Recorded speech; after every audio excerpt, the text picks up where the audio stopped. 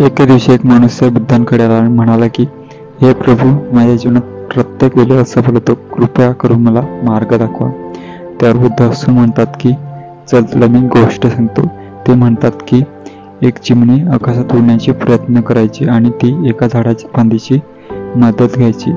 तोपर्यंत ती चिमणी आकाशात उडण्यात असफल व्हायची आणि जसंही त्या चिमणीने तिच्या पंखांवर विश्वास केला तसेही ती आकाशात उडायला लागली.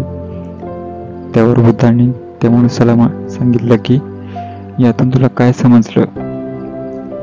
तर तो मनुष्य म्हणाला की, भगवान, मला यातून हे समजलं की मी जोपर्यंत दुसऱ्यावर अवलंबून राहीन तोपर्यंत जीवनात सक्सेस होऊच शकणार नाही.